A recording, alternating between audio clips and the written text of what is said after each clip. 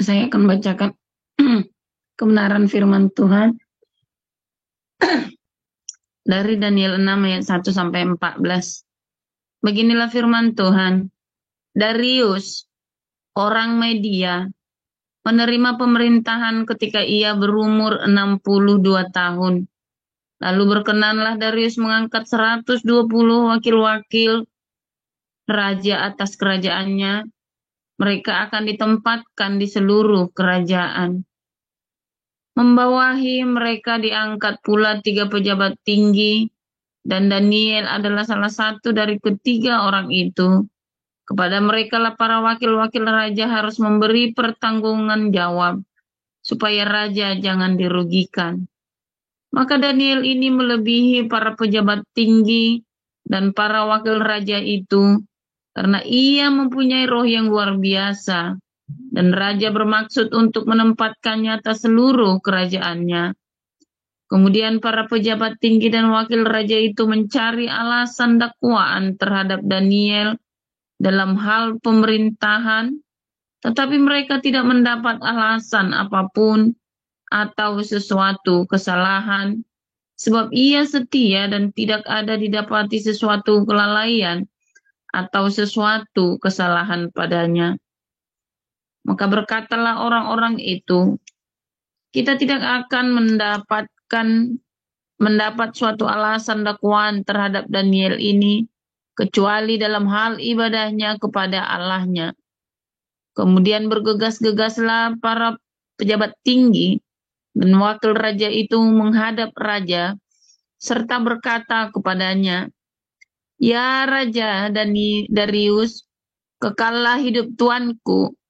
Semua pejabat tinggi kerajaan ini, semua penguasa dan wakil raja, para menteri dan bupati telah mufakat, supaya dikeluarkan kiranya suatu penetapan raja dan ditetapkan suatu larangan, agar barang siapa yang dalam 30 hari menyampaikan permohonan kepada salah satu dewa atau manusia kecuali kepada tuanku, ya Raja, maka ia akan dilemparkan ke dalam gua singa.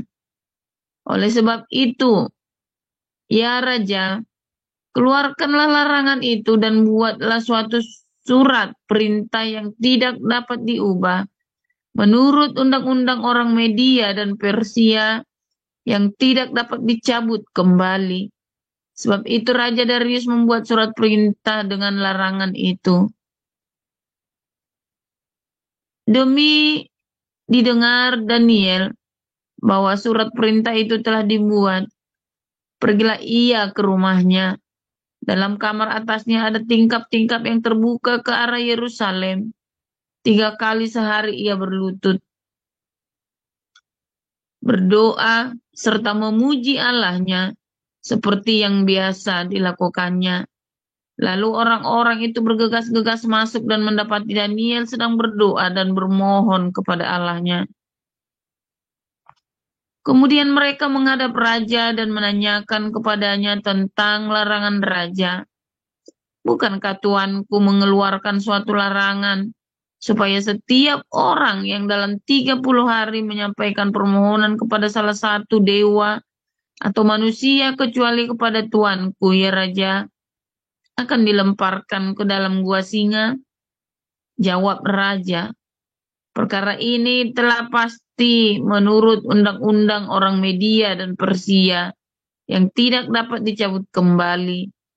Lalu kata mereka kepada raja, Daniel, salah seorang buangan dari Yehuda, tidak mengindahkan tuanku, ya Raja, dan tidak mengindahkan larangan yang tuanku keluarkan, tetapi 3 kali sehari ia mengucapkan doanya. Demikian. Silakan dilanjutkan Bu Pei.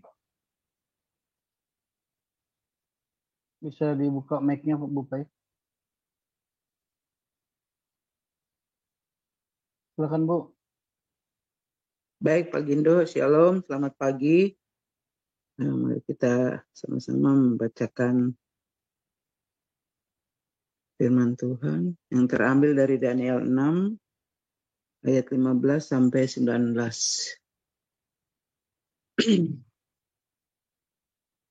Setelah raja mendengar hal itu, maka sangat sedihlah ia, dan ia mencari jalan untuk melepaskan Daniel, bahkan sampai matahari masuk, ia masih berusaha untuk menolongnya. Lalu bergegas-gegaslah orang-orang itu menghadap raja serta berkata kepadanya, "Ketahuilah ya raja, bahwa menurut undang-undang orang Media dan Persia tidak ada larangan atau penetapan yang dikeluarkan raja yang dapat diubah. Sesudah itu raja memberi perintah, lalu diambillah Daniel dan dilemparkan ke dalam gua singa. Berbicaralah raja kepada Daniel, Allahmu yang kau sembah dengan tekun, dialah kiranya yang melepaskan engkau. Maka dibawalah sebuah batu dan diletakkan pada mulut gua itu.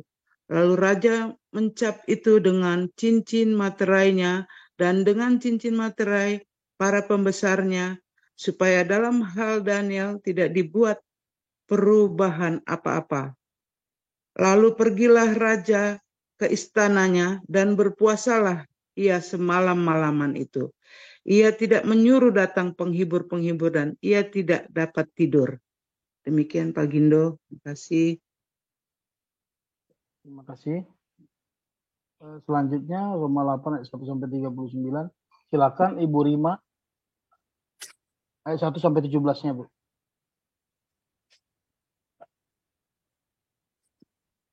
Ibu Rima.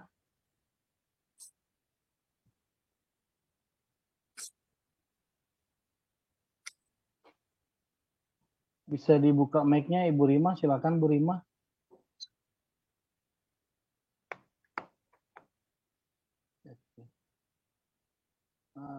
Bisa minta bantu Pak Mulia, tolong Pak. Ya, maaf Pak Gindo, ayat berapa? Roma pasal 8 ayat 1 sampai 17. Baik. Demikianlah sekarang tidak ada penghukuman bagi mereka yang ada di dalam Kristus Yesus. Roh yang memberi hidup telah memerdekakan kamu dalam Kristus dari hukum dosa dan hukum maut. Sebab apa yang tidak mungkin dilakukan hukum Taurat karena tak berdaya oleh daging, telah dilakukan oleh Allah, dengan jalan mengutus anaknya sendiri dalam daging, yang serupa dengan daging yang dikuasai dosa karena dosa.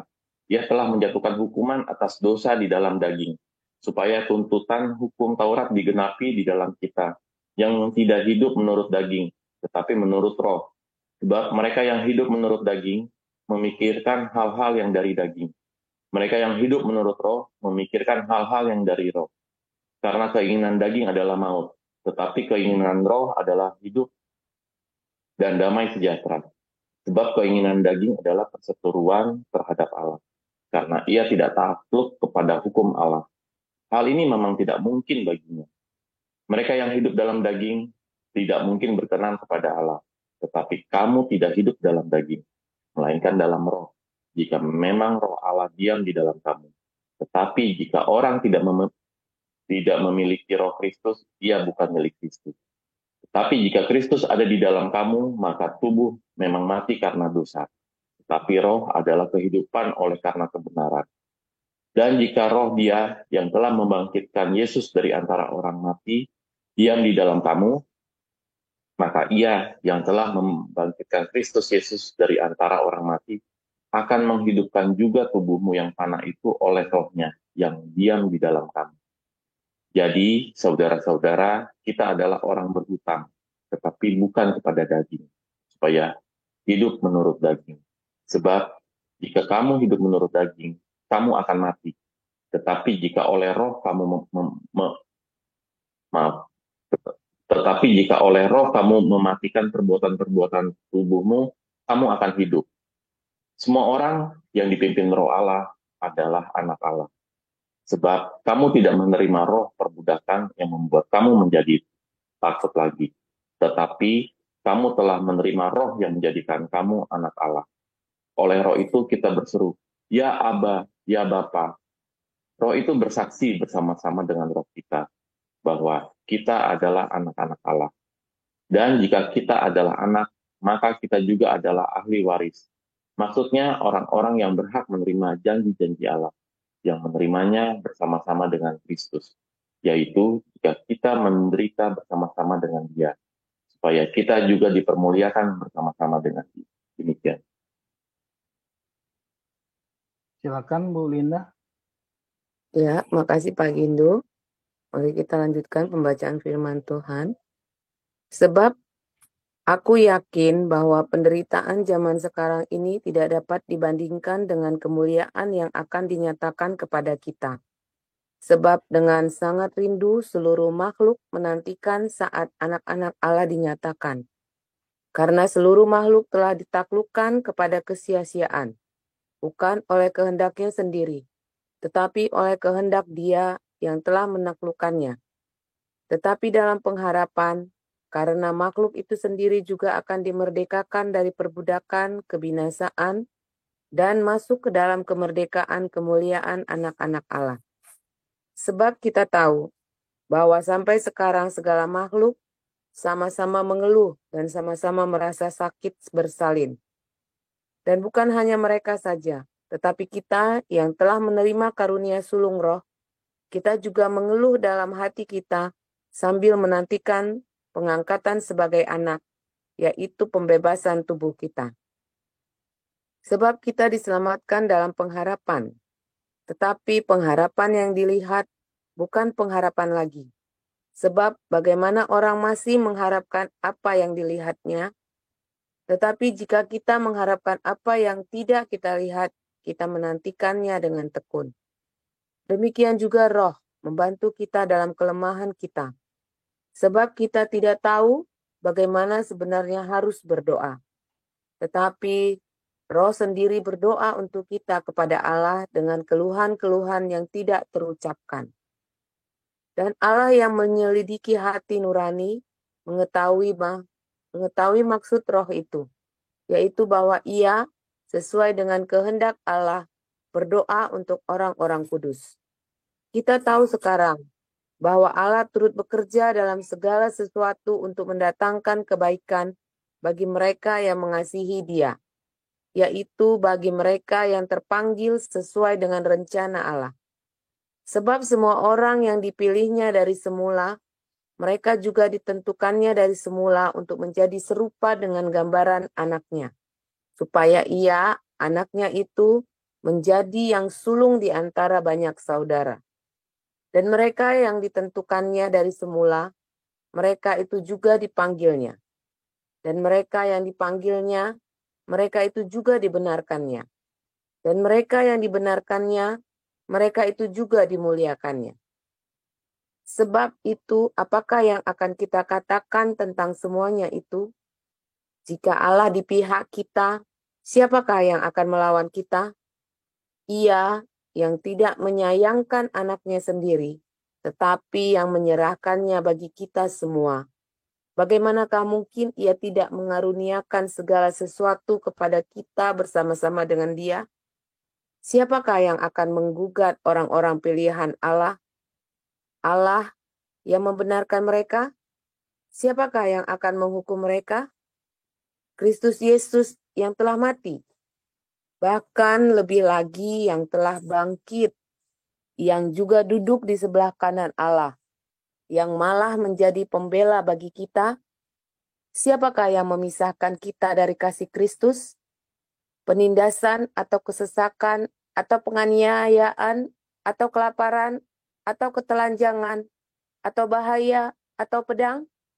Seperti ada tertulis, oleh karena engkau kami ada dalam bahaya maut sepanjang hari. Kami telah dianggap sebagai domba-domba sembelihan. Tetapi dalam semuanya itu kita lebih daripada orang-orang yang menang oleh Dia yang telah mengasihi kita.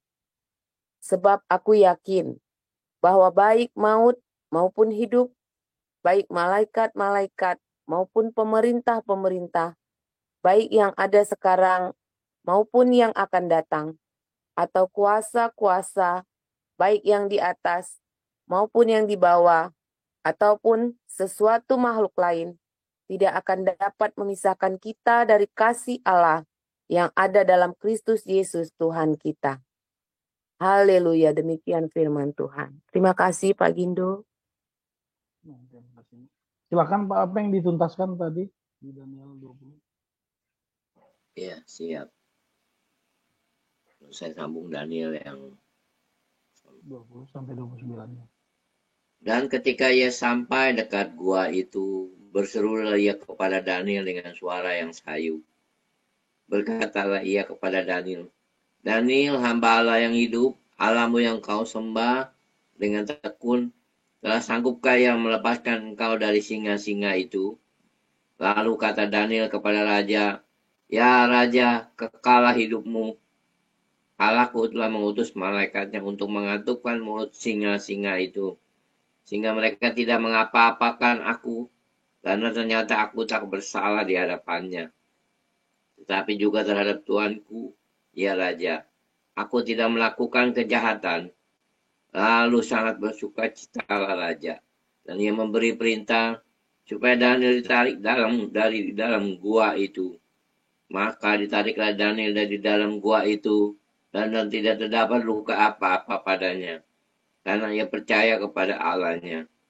Raja memberi perintah, lalu diambillah orang-orang yang telah menuduh Daniel, dan mereka dilemparkan ke dalam gua singa, baik mereka maupun anak-anak dan istri-istri mereka.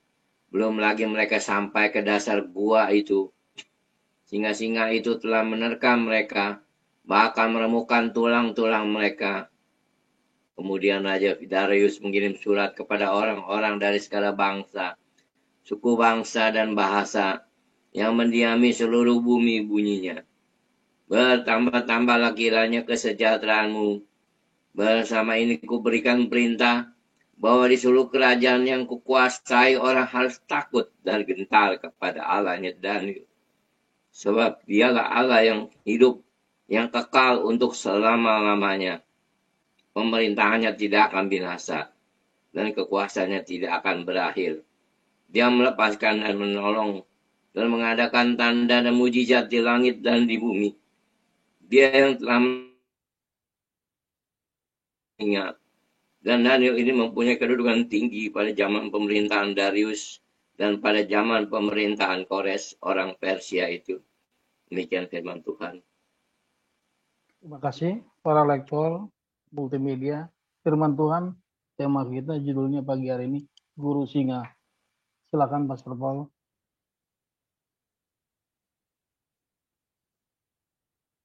Ya, tolong tampilkan tadi ayat yang ke-30 berapa tadi? 32 ya. Dalam Roma 8 ayat 32. Siapakah yang dapat memisahkan kita dari kasih Allah?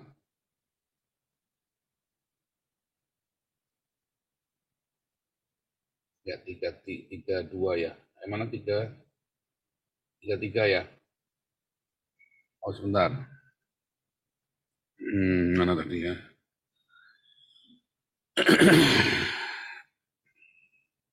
Kelima, Pastor. 35 ya. Kelima ya, betul ya. 35 betul ya.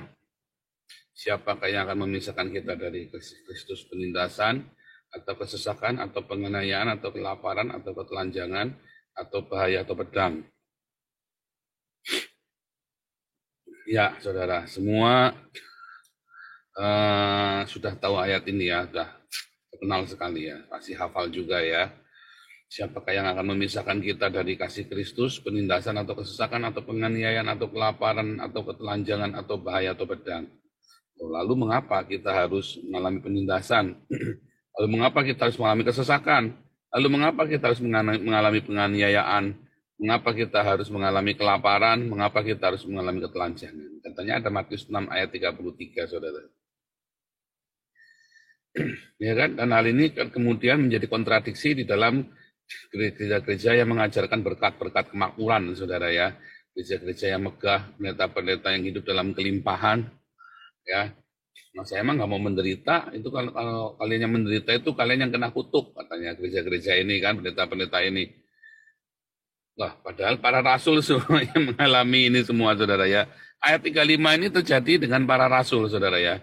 Mereka mengalami penindasan, mereka mengalami kesesakan, mereka mengalami penganiayaan, kelaparan, ketelanjangan, berbahaya pedang. Lalu ada beberapa anggota komunitas kita datang sama kita, aku disakiti. Dalam arti kamu belum lagi masuk penjara. Kamu belum lagi dikebukin kasih tai.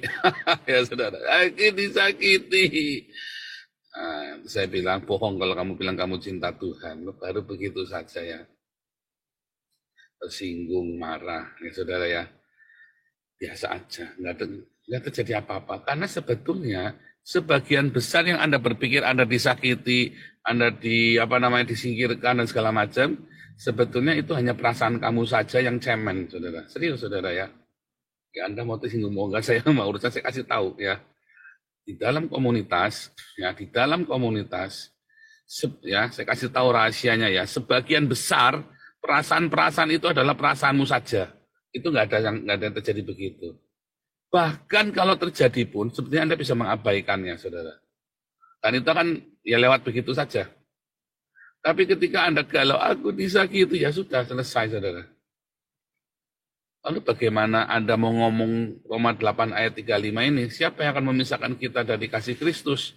Penindasan, kesesakan, penganiayaan, kelaparan, ketelanjangan, bahaya, pedang. Ya, Anda belum baru ya saudara ya. WhatsApp nggak dijawab, sudah ngomong ya misalnya begitu ya. Baru ada orang salahmu. Serius saudara ya, serius. Banyak sekali Anda belum mencapai titik ini, tapi Anda kemudian ya sudah murtad. Ya, Yani Kristianto itu ya. Baru dia kesenggol sama pendetanya, sudah murtad saudara. Apalagi Agustan, ya kan? Untung berhasil kita kembalikan ya. Saya nggak tahu kalau dia bersyahadat lagi, mau urusan dia sama Tuhan, saudara. Oke, dia sudah nangis-nangis sama saya, ya saudara ya. Sampai lagi Yudi Mulyana, ya. Baru kesenggol sama mertuanya, sudah murtad. Untung kita berhasil kembalikan.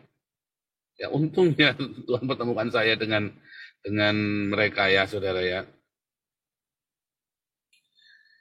Itu sebenarnya membuat saya berpikir ya, belum lagi aniaya datang. Ya, belum lagi mereka mengalami penindasan dan kesesakan. Tadi dulu saudara, kalau Anda YouTuber setiap hari jelek-jelekin Islam, ya Anda akan mengalami penindasan, kesesakan, penganiayaan, bukan karena Anda membela Kristus, bukan karena kasih Kristus. Hati-hati ya saudara, Anda banyak terkesima dengan YouTubers yang suka memaki-maki Islam, ya. Lalu mereka mengalami aniaya, lalu Anda bilang itu demi Kristus. Oh, hati-hati saudara. Kan, makanya saya selalu nasihati, perbanyaklah memberitakan Injil, bukan membahas Islam. Lalu dia dengan bangganya, saudara. Padahal nggak dengan bangganya, di dalam penjara dia nangis-nangis, saudara ya, orang-orang ini ya. Serius ya, saya bilang, makanya jangan jelek-jelekin Islam. Kalau kamu sudah kayak saya, hebatnya baru boleh. Ya hebat, sombong, bukan sombong. Sampai sekarang orang Indonesia nggak ada yang bisa nangkap saya, saudara. Sombong. Itu pun saya melakukannya bukan untuk menjelek-jelekan Islam, karena Islam itu memang sudah jelek dari sononya. Ya, saya hanya menyadarkan orang-orang Indonesia ini bahaya dari ideologi khilafah. Ya memang harus ngomong, saya harus buka, karena saya tidak hanya cerita tentang pemberitaan Injil saja, tetapi saya juga bercerita tentang nasib bangsa Indonesia. Yang demi itu saya rela melepaskan keluarga negaraan saya, dan rela ketika ibu saya meninggal saya tidak pulang. Demi itu saudara ya, demi keselamatan kalian, supaya saya bisa ngomong. Itu strategi namanya, hikmat itu namanya saudara ya. Ya kan? Lalu orang-orang Kristen berusaha memframing saya. Padahal selama saya di Indonesia, saya sudah masuk ke sarang iblis itu, saudara ya. Dan belum ada orang Kristen masuk ke sarang iblis, YouTuber itu kayak saya, saudara. Langsung saya satroni ke dalam, ke kantornya, saudara, ke pusatnya, saudara ya. Samperin orang-orang, saya injili langsung orang-orangnya, saudara. Saya tantang debat satu-satu orangnya. Bukan di forum, langsung, saudara ya. ketemu Yudi Mulyana, ya, ketemu Ali Makrus, ketemu Menahem Ali, dan beberapa ustadz lain yang minta namanya dirahasiakan. Malah nih saudara ya. Nah, kita beritakan Injil, kita bawa mereka kembali kepada Yesus.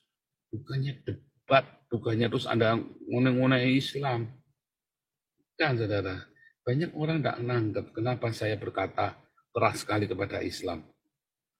Ya, bukan kepada Islam saja, kepada para bidah Trinitas, Unitarian, Oneness pun saya keras, saudara. Nah, itu tadi ya, kemarin saya di jalan, waktu saya jalan sama Pak Hawe di mobil itu, Pak Hawe, nggak nyampe mereka, Pak Paul, otaknya nggak nyampe.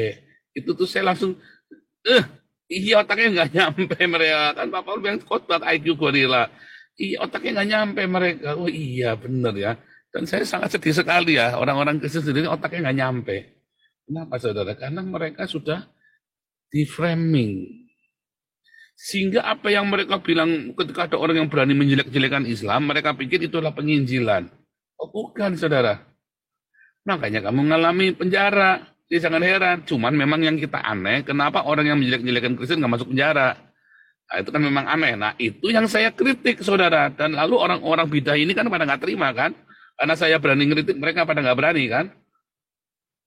Kalau ada orang berani, nah ya seperti Daniel, Sadrak, Mesak, Abednego, dia berani di antara orang-orang yang tidak berani, maka para pengecut ini akan marah, saudara.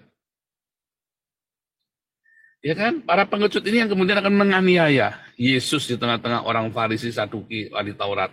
Karena dia berani mengatakan dirinya anak Daud, anak Allah, maka orang-orang Farisi ini kan marah, saudara. Karena mereka pengen memberontak tapi nggak berani, saudara kan. Maunya diem-diem saja, ya kan. Makanya mereka marah sama Tuhan Yesus. Kan selalu begitu di gereja, kalau anda berani mengatakan kebenaran, ya, yang lain marah. Kamu nih komentar nih beginilah, begitulah. Whistleblower ya, atau orang yang mengingatkan sebuah perusahaan atau sebuah komunitas dari kesalahannya. Dan memang benar ya, biasanya kan dikucilkan saudara ya. Biasanya kan dikucilkan. Dan itu terjadi saudara ya, di dalam kitab kehidupan kita sehari-hari. Nah, kalau dia memang dia berasal dari Allah, dia berasal dari Roh Kudus, biasanya dia tenang. Contohnya saya tunjukkan ke Anda ya. Makanya ada orang yang ngaku-ngaku, ini komunitas ini juga sama rajanya Paul. Nah, terus dia merasa dikucilkan. Berarti kamu bukan dari Roh Kudus. Buktinya kamu merasa dikucilkan. Kalau kamu berasal dari Roh Kudus, kamu tenang saja, ikutin jalanin. Ikutin aturannya dong. Kalau nggak ikutin aturannya ya jangan. Kita punya aturan, Anda mau ngatur-ngatur kita ya jangan. Ya. Sama saudara ya. Apakah saya merasa dikucilkan oleh gereja?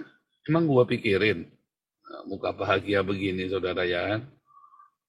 Muka boboho, kemarin ada muka pantat. Terus ada yang bilang lagi muka boboho. Ya. Muka pantat, muka boboho ini kan bahagia terus saudara. Ya kan? Kenapa saya nggak kasih hati? Kan? Pilih saja. Karena saya tahu saya dari Tuhan. Karena saya tahu yang saya lakukan dari Tuhan. Ya kan? Berkali saya bernubuat ya, saya sampaikan nubuatan itu ya, semua dari Tuhan.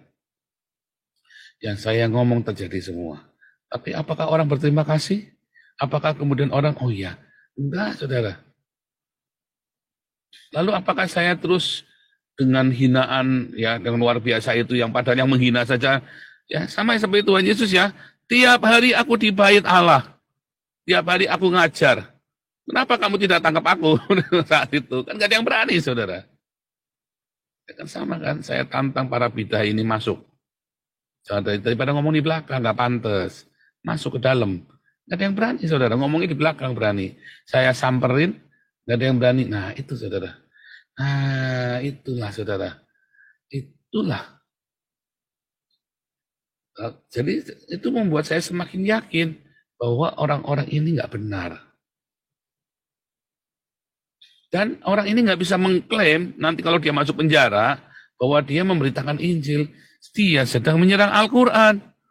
Karena dia lebih banyak menyerang Al-Quran daripada dia memberitakan, menjawab pertanyaan orang-orang Islam ini.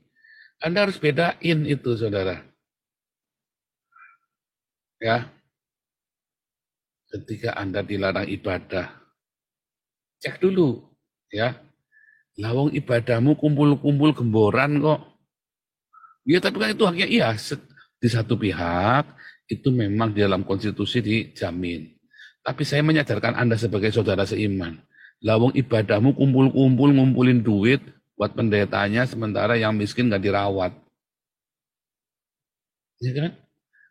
Coba komunitasnya Hagios kita nih, ada nggak yang bisa ngelarang kita ibadah, saudara? Ada yang bisa ngelarang, yang bisa bubarin kita, ada nggak? Yang bisa bubarin kita ya hanya Tuhan dan yang punya YouTube, saudara. Kalau YouTube ya mati. Itu pun kita bisa punya cara lain. Bisa nggak dibubarin, saudara?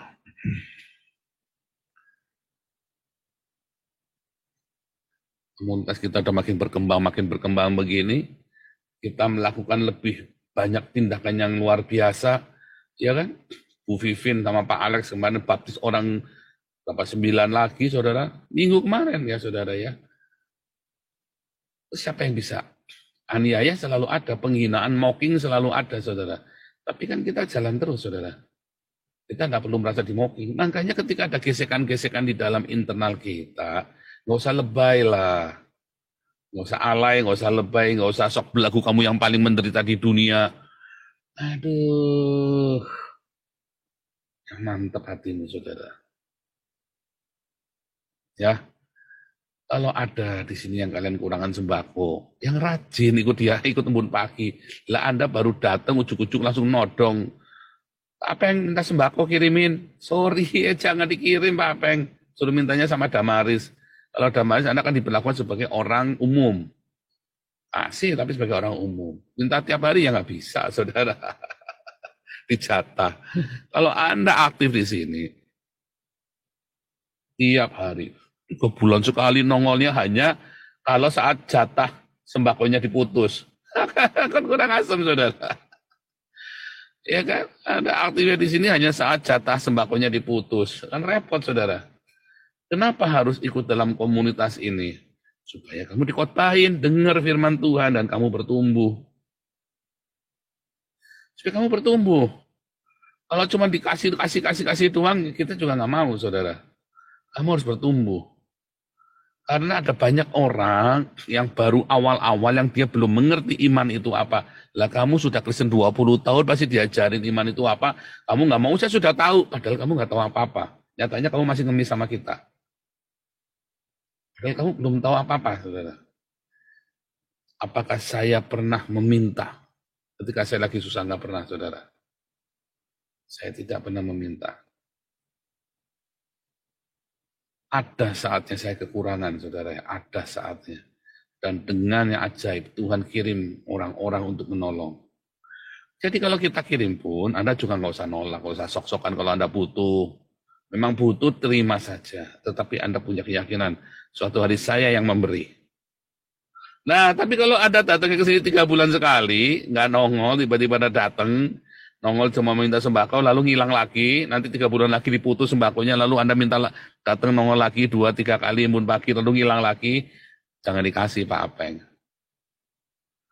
Ya itu namanya Anda kelewatan. Anda dikasih tahu, saudara. Berarti kan Anda bukan komunitas, ya kita bisa anggap Anda nggak ada. Anda di sini, mungkin imanmu belum bertumbuh, nggak apa-apa kita support, yang penting Anda di sini. Suatu ketika firman Tuhan yang kamu dengar itu akan bertumbuh dalam hidupmu. Yang penting kamu di sini. Ya, saudara ya. Ada orang yang harus disupport, ya. Tetap ada. Tapi tidak akan selamanya dan kamu akan bertumbuh imanmu di sini. Kalau kamu mendengar firman, tapi jangan 3 bulan sekali datangnya terus Anda langsung minta disupport ini, disupport itu. Kalau nggak dikasih sama Apeng, lalu ngadu ke Bu Vivin, nggak dikasih Bu Vivin, ngadu ke Bu Ana, sama Bu Ana nggak dijawab, WhatsApp-nya ngadu ke saya, begitu nggak diterima, langsung Anda jelek-jelekin kita di grupnya orang Islam, saudara. Ya jangan begitu, saudara ya. Tapi kalau begitu juga nggak apa-apa, emang kita pikirin, nggak juga, bodo amat juga, saudara ya. Kita juga nggak urusan, ya saudara ya. Nah, sudah biasa dijelek-jelekin. Yang itu tadi ya, siapa yang bisa memisahkan kita dari kasih Kristus? Kita juga nggak cemen, nggak lebay juga, ya biarin saja. Ya cuman kan kita juga, wah ini orangnya wataknya nggak bener. Masa kita nggak niteni? Ya kita niteni, bukan dendam. Tapi kita ngasih tanda, saudara ya. Oh ini orang wataknya nggak bener. Sama diaken ya. Sudah begitu. Saya suruh datang bun pagi, nggak ada yang datang. Nanti begitu diputus, coba nanti Uwutnya minta ampun, saudara. Tapi kita nggak urusan. Saya sudah bilang sama Pak Stephen, Pak, pokoknya harus ikut temen pagi. Pokoknya harus ikut temen pagi, saya nggak mau tahu. Ya dong, masa Anda dapat membantu di diakonia, tapi Anda nggak bisa ikut embun pagi. Terus Anda takut lagi mengakui saya. Ini kan repot, saudara. Padahal duitnya datangnya dari sini, saudara, pengumpulan dananya dari sini. Kan ironik. Nah itu sama, saudara ya. Nah, itu tuh nggak boleh juga. Itu ya, saudara ya. Mungkin orang-orang yang 3 bulan kepada nggak tenggelam ini ya mungkin karena takut ya, saudara ya. Karena takut. Ya jangan minta-minta di sini. Juga sama, jangan juga kalau Anda takut ya, saudara ya. Bagaimana Anda cuma mau minta tapi takut mengakui saya lah. Nah ini kan kayak Anda minta sama Tuhan Yesus, takut mengakui Yesus. Minta berkat sama Tuhan Yesus, tapi kemudian Anda menyangkal Yesus. Kan repot, saudara. Bukan kita mau sok-sokan minta bakti, enggak. Bukan, saudara ya. Tapi kita belajar. Jadi orang itu belajar berterima kasih. Oh, bukan karena saya, saudara ya. Bukan karena saya. Bukan karena saya. Tetapi kita belajar, saudara, berterima kasih. Ya, satu sama lain. Nah, kalau Anda itu ya, kadang-kadang saya juga nggak ngerti cara berpikir kalian orang-orang. Jadi Anda jangan terus, Anda sudah mengalami penindasan, aniaya, kesesakan, oh ini gara-gara Kristus, belum tentu. Kadang-kadang karena kelakuanmu dewe, saudara. Tapi kalau itu benar-benar karena Kristus, Anda harus melewatinya. Jalanin, saudara. Kalau Anda berpikir karena Kristus, kalau Anda berpikir Anda sedang menderita karena Kristus, Anda sedang dikucilkan, Anda sedang difitnah, Anda sedang karena Kristus, ya jalanin. Siapakah yang dapat memisahkan kita dari Kristus? Nggak usah mewek, saudara. Nggak usah mewek, nggak usah terus jadi cemen, nggak usah terus termehek-mehek. Seperti ada tertulis, karena engkau, kami ada dalam bahaya maut sepanjang hari, kami telah dianggap sebagai domba-domba sembelihan, ya kan? Nggak usah mewek, itu sudahlah hidup yang harus kita jalani, seperti Daniel, Sadrak, Abednego, masuk dapur api, masuk gua singa. Itu adalah jalan yang harus kita hadapi. Kalaupun Tuhan nggak tolong, pokoknya saya tetap sama Tuhan Yesus. Ingat ya, selain kau tiada yang lain, ada padaku di surga, sekalipun hatiku dan dagingku habis lenyap. Sekalipun habis, saudara, pokoknya aku hanya cinta Tuhan. Hanya Tuhan pokoknya. Mau orang fitnah saya, mau orang kucilkan saya, mau saya kelaparan, saya mengalami aniaya, mau saya telanjang, mau saya nggak punya uang, mau saya diancam, mau saya diusir, pokoknya saya sama Tuhan. Jangan harapkan pertolongan manusia, jangan harapkan simpati dari manusia, jangan mengharapkan dari manusia. Ya, kalaupun kita ada, kalaupun kami ada untuk membantu Anda, jangan pernah mengharapkan kami juga. Ya kan? Karena manusia mengecewakan. Kita berusaha semaksimal mungkin aja, masih ada yang bilang kecewa, brengsek, segala macam, maki-maki saya, saudara ya. Kita sudah berusaha sebaik mungkin saja, masih ada yang maki-maki saya.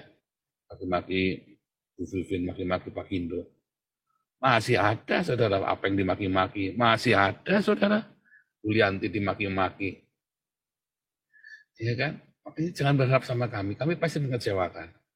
Berharap sama Tuhan Yesus. Kalau Anda memang merasa saat ini mengalami penindasan, yang Roma 8 ayat 35 ini, nempel erat sama Tuhan. Ya, minta belas kasihan Tuhan, minta pertolongan Tuhan. Tuhan Yesus memberkati.